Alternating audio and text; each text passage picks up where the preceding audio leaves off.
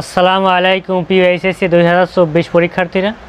বর্তমানে 14 লাখ শিক্ষার্থী প্রচুর পরিমাণে টেনশনে আছে। সবারই একটাই প্রশ্ন, রেজাল্ট মূল্যায়ন হবে কিসের ভিত্তিতে? এক একজনের এক এক মতামত। শিক্ষা বোর্ডের কর্মকর্তারা ভিন্ন ভিন্ন মত প্রকাশ করতেছেন। তারা বলছে যে আমরা সভা হলে বিষয়টা তুলে ধরব, তারপর শিক্ষা বোর্ডের সভাপতি সিদ্ধান্ত নেবে। এখন পর্যন্ত এর প্রস্তাবনা কেউ তৈরি করতে পারে নাই। অনেক শিক্ষার্থী বলছে আমাদের বাতিলকৃত পরীক্ষা পুনরায় শুরু হলে ভালো হতো।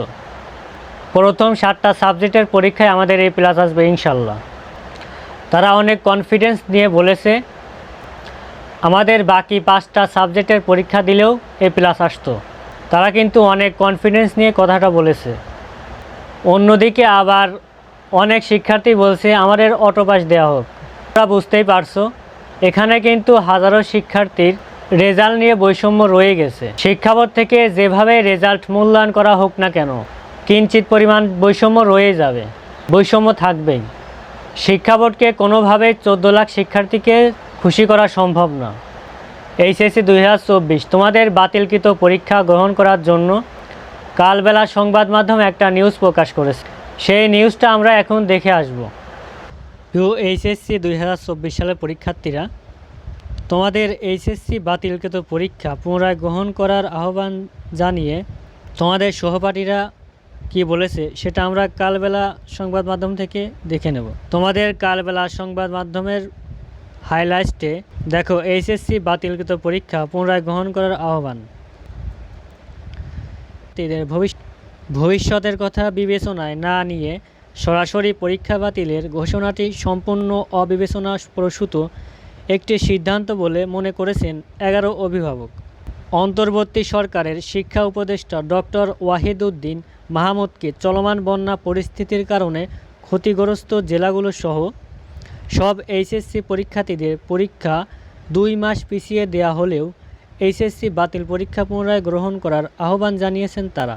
দেখো, আমি আবারও বলছি, অন্তর্বর্তী সরকারের শিক্ষা উপদেষ্টা ডক্টর ওয়াহিদউদ্দিন মাহমুদকে চলমান বন্যা পরিস্থিতির কারণে ক্ষতিগ্রস্ত জেলাগুলো সহ সব এইচএসসি পরীক্ষার্থীদের পরীক্ষা 2 মাস পিছিয়ে দিয়ে হলেও এইচএসসির বাতিল পরীক্ষা পুনরায় গ্রহণ করার আহ্বান জানিয়েছেন তারা।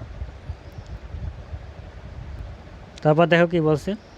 রবিবার উদ্বিগ্ন অভিভাবক ফোরামের আওতায় 10 কলেজের 11 অভিভাবক এক বিবৃতিতে এই আহ্বান জানান। দেখো, এটা একদম সঠিক তথ্য, এখানে কোনো ভুল তথ্য পাবা না।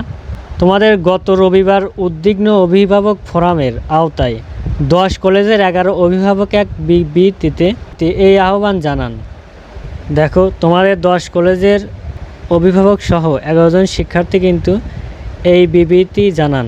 বিবৃতিতে বলা হয়, মেধার যথাযথ মূল্যায়নের মাধ্যমে ছাত্রছাত্রীদের ভবিষ্যতের কথা চিন্তা করে পরীক্ষা না নিয়ে শিক্ষার্থীদের মেধার অমূল্যায়ন করার যে সিদ্ধান্ত নেওয়া হয়েছে তা অযৌক্তিক এবং একপাক্ষিক। এটা কিন্তু সত্য যে তোমাদের এই যে 5টা পরীক্ষা হয় নাই, এই পরীক্ষার জন্য কিন্তু তোমাদের মেধার অমূল্যায়ন হচ্ছে, মেধার কোনো মূল্যায়ন হচ্ছে না।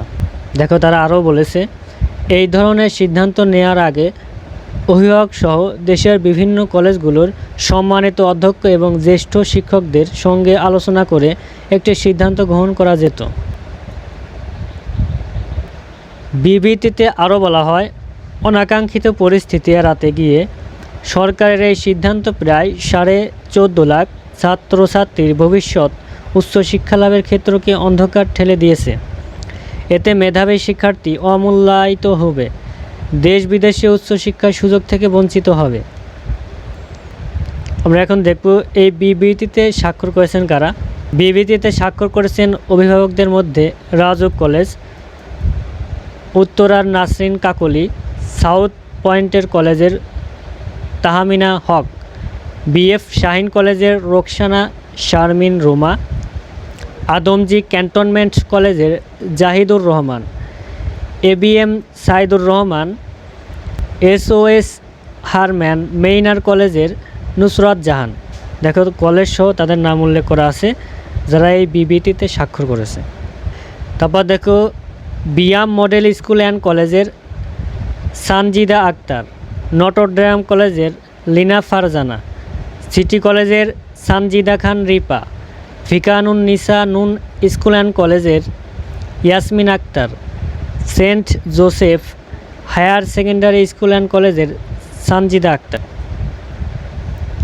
দেখো, আমি ফার্স্টে যেটা বললাম, অনেক শিক্ষার্থী কিন্তু এখনও চাচ্ছে যে আমাদের বাকি পরীক্ষাগুলো হোক, আর তার প্রমাণস্বরূপ আমি তোমাদের কালবেলার সংবাদ মাধ্যমে দেখালাম। এরকম খুঁজলে কিন্তু আরও অনেককে পাওয়া যাবে, তারা এই বিবৃতিতে স্বাক্ষর করেছে যে তারা পুনরায় পরীক্ষা চায়। তো প্রিয় শিক্ষার্থীরা, তোমাদের এইচএসসি পরীক্ষার পরবর্তী আপডেট পেতে আমাদের চ্যানেলটা সাবস্ক্রাইব করে পাশে থাকা বেল আইকনটা বাজিয়ে দিও। আল্লাহ হাফেজ।